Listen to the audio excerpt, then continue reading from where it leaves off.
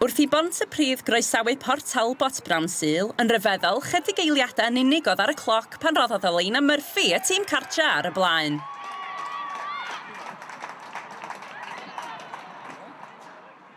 Deg munud yn ddiweddarach, y bêl i fewn o'r dde, a dyfal byrhad Alison Witt roddodd y bêl ar blat i Olivia Barnett rwydo mewn steil.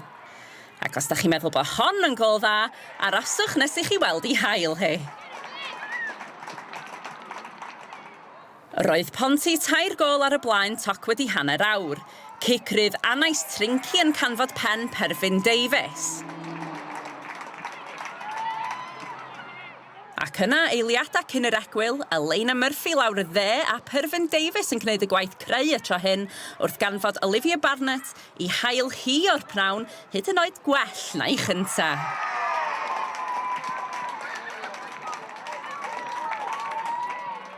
Daeth Ponty'n agos at wneud hi'n 5 ar ôl yr egwyl. Witt ar ergyd, ond Emily Roberts yn y gôl i Port Talbot yn arbed yr ymdrech y tro hyn.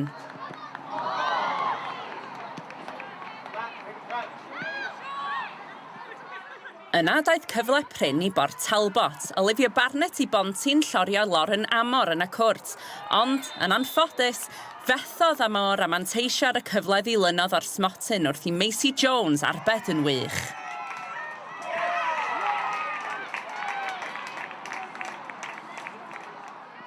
A bu'n rhaid i Jones aros yn effro wrth i Port Talbot geisio eto.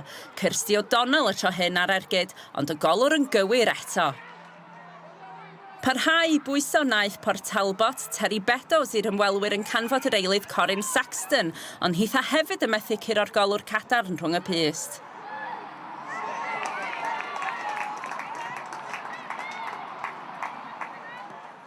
Ond ar ôl curo'r drws droeon, fe ddaeth gôl i Port Talbot o'r diwedd. Courtney Thomas yn sicrhau gôl gysur gyda 10 munud yn weddill.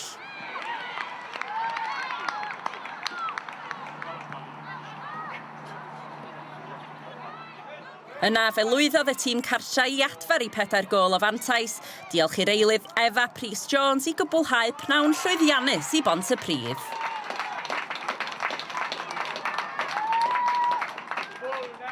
Really buzzing for the 3 points. I thought we played really well. We've been working really hard in training, so it's good to see that come into practice in the game.